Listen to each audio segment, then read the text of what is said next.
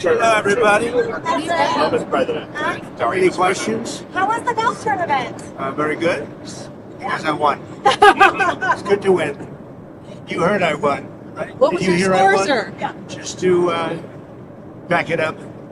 There, I won. What's your handicap? I like to these win days? very low. I have a very low handicap. Okay, let's go. Sir, Chinese foreign Back up. Sure. The Chinese Foreign Ministry said that the market has spoken when asked about the tariffs.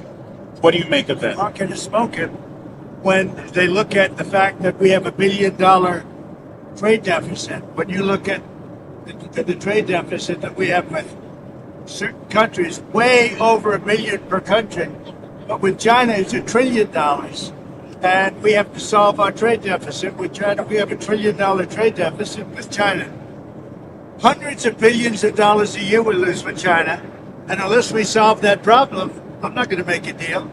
Now, I'm willing to deal with China, but they have to solve their surplus. We have a tremendous deficit problem with China. They have a surplus of at least $1 trillion a year. I think it's like $1.1 trillion. And I want that solved. And no other president's taken it on. I had to take it on the last time. Then we had a rigged election. No other president's taken it on. And so China is, they say the market's spoken. The market, China is right now taking a big hit because everyone knows we're right. They have to pay tariffs because otherwise we have a surplus and they have a surplus with us that is not sustainable. Mr. President. And we're talking about $1 trillion, you know this, right? We're not going to lose $1 trillion with the privilege of buying pencils from China. But the idea of crashing the markets on purpose, there's been some speculation, partly because of the video that was posted on Truth Social, that there was some sort of deliberate effort on your part to have the market sell off. Can you talk about that? No, that's not so. But I do want to solve the deficit problem that we have with China, with the European Union and other nations. That they're going to have to do that. And if they want to talk about that, I'm open to talking. But otherwise, why would I want to talk? And as you know, because of the tariffs, we have $7 trillion already committed to be invested in the United States, building auto plants, building chip companies, and all sorts of companies are coming into our country at levels that we've never seen before. Biden had nothing coming in. This was a dead company This was a dead country with Biden. He didn't know what he was doing. And that's now been proven at least. This weekend, you talked to a lot of leaders this weekend. Can you tell us, sir, were there any deals made? I spoke to a lot of leaders, European, Asian, from all over the world. They're dying to make a deal. But I said, we're not going to have deficits with your country. We're not going to do that because to me a deficit is a loss. We're going to have surpluses or we're at worst going to be breaking even. But China would be the worst in the group because the deficit is so big that it's not sustainable. And I was elected on this. This was one of the biggest reasons I got elected was exactly because of this. And we're going to put tariffs. We've already put them on. It's not a question if we will. We're going to put them on. And those tariffs next year will make us $1 trillion. In addition to the $1 trillion, thousands of companies are going to relocate back into the United States. In North Carolina, already furniture people are starting to move back in Detroit and Michigan, which I won. Because of what I said, what I'm telling you, car companies are starting to open up. In Indiana, a big one is under construction, as an example, Honda. But they're moving in like nobody has ever seen this before. So it's unsustainable for us to allow China to have surpluses of $1 trillion. We will be taking in over $1 trillion over the next short period of time with the tariffs that I've already instituted. They're already in place. Now, what's going to happen with the market, I can't tell you, but I can tell you our country has gotten a lot stronger. And eventually, it'll be a country like no other. It'll be the most dominant country economically in the world. Mr. President, Which is what it should be. is there a Trump hood, though? Is there pain in the market at some point you're unwilling to tolerate this idea of a Trump put? Is there a threshold? I think your question is so stupid. I think it's I don't want anything to go down. But sometimes you have to take medicine to fix something.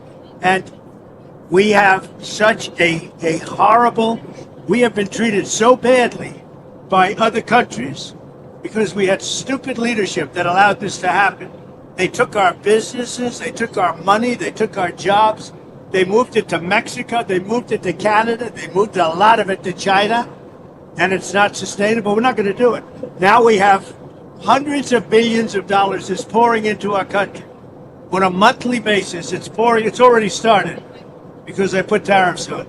And eventually it's going to straighten out and our country will be solid and strong again. Elon Musk has said he hopes for zero tariffs between the U.S. and Europe. Is that a place you'd like to also get to? Well, the problem is that Europe has made a fortune with us. You know, Europe also has had a tremendous surplus with the United States. Europe has treated us, it's a little smaller, but they've treated us very, very badly. China has, but Europe has also. Europe has been very, very bad to us. Europe has taken our leaders for a ride. They don't take our cars. They don't take our food products. They don't take anything. We take their cars, Mercedes, Volkswagen, BMW. You know, we take their millions of cars. They take no cars. They don't take our farm product. They don't take anything. Europe's treated us very badly. We put a big tariff on Europe. They are coming to the table. They want to talk. But there's no talk unless they pay us a lot of money on a yearly basis. Number one for present, but also for past. Because they've taken a lot of our wealth away, and we're not going to allow it to happen. Sir, have you talked to any tech leaders over the weekend about the tariffs? Yeah, I talked to the biggest in the world. I talked to the biggest of them all. Many of them, but I've talked to, I would say 4 or 5 that are considered the biggest. They don't, you know what they said? We don't blame you. Who did you talk to? I don't want to say. I'll put it out. I may give it to you. NVIDIA CEO? I have to find out if they mind. You know, I don't know if that was a confidential call or not, but we had 5 or 6. I've spoken to many countries. They all want to do, just so you understand the power of what I'm doing. Every country is calling and being very solicitous of us. Very, very nice. They're being very nice. And we have to be able to justify. This is not sustainable. The United States can't lose $1.9 trillion on trade. We can't do that and also spend a lot of money on NATO in order to protect European nations. We cover them with military, then we lose money on trade. The whole thing is crazy. And I got elected on that basis. We explained it. You know, the American people understand it a lot better than the media. But the media understands it. And much of the media writes correctly about it, I must say. Sir, Okay. sir, when are the next set of talks with Russia and who will participate and where are we in terms of making progress in terms of peace? We're talking to Russia. We'd like it to stop. I don't like the bombing. The bombing goes on, and every week people and thousands of young people are being killed. And it's a horrible thing that should have never started, would have never started if I were president, 100%. On the tariffs, is it a negotiation Who are you now? Bloomberg, sir. Is it a negotiation or rules of the road? Go ahead, another question, please. Sir, About TikTok. She has too many questions. Sir, about TikTok, there was a report that there was about to be a deal, but China changed its mind because of the I'd tariffs. say it was largely true. The report is that we had a deal pretty much for TikTok. Not a deal, but pretty close. And then China changed the deal because of tariffs. If I gave a little cut in tariffs, they'd approve that deal in 15 minutes. Which shows you the power of tariffs, right? Mr. President, former New Hampshire Governor Chris Sununu is saying that he'll win the open Senate seat in New Hampshire and that he has no doubt you'll support him if he runs.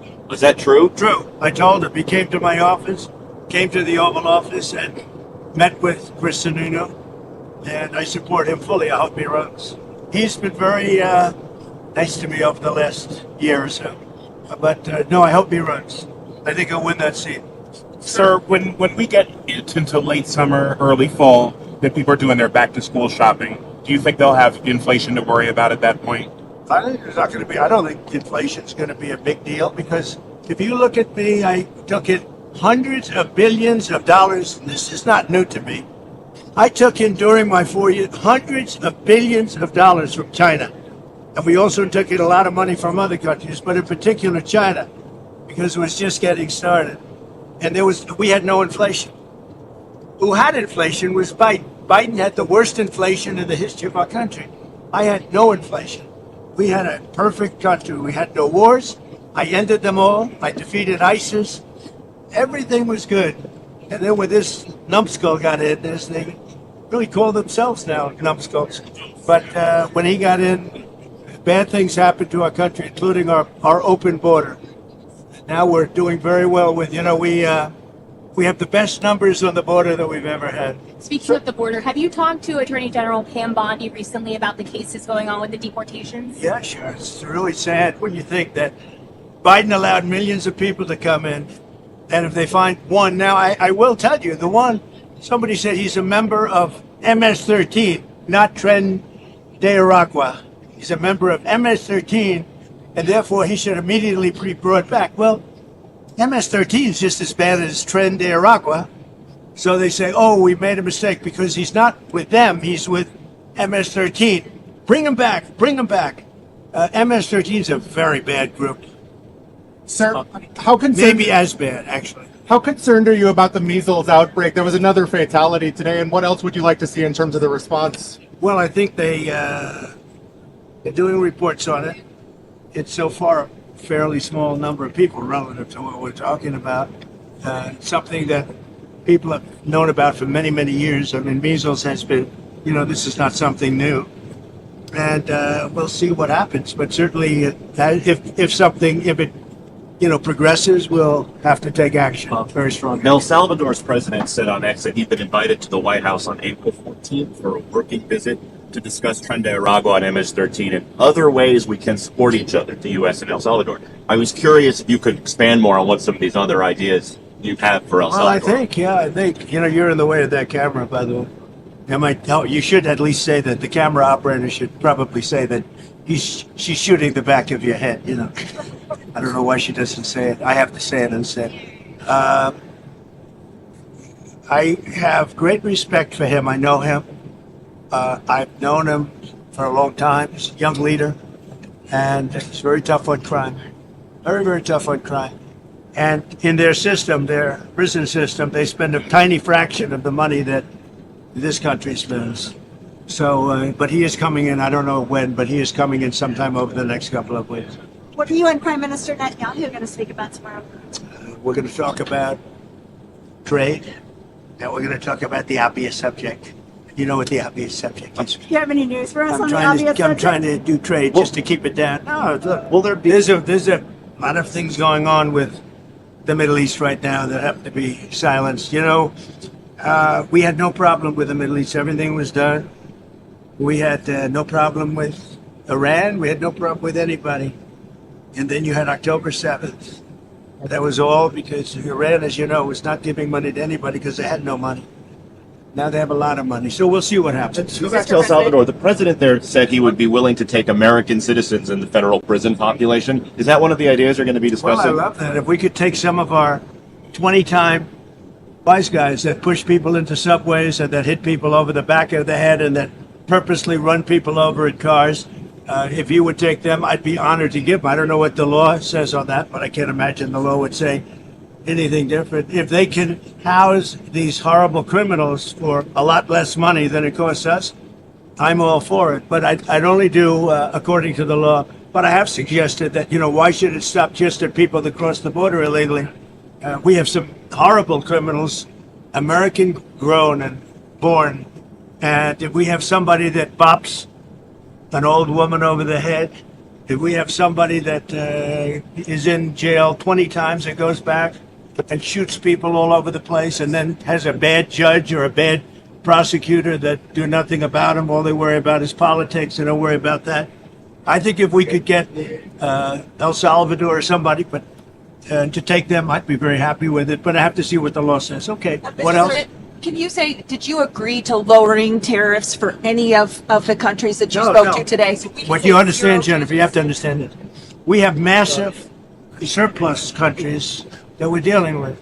we have massive deficits. We've got to straighten that out because you can't continue to be that way. It's been that way for years now, and it can't go on any longer. And we're the piggy bank. We have all the advantages. Forget markets for a second. We have all the advantages. We're going to straighten out. We're going to become a wealthy nation again, wealthy like never before. And we're not going to let other nations that have been ripping us off, whether it's China or the European Union, with all of the European nations that have just made, it's been like a feast.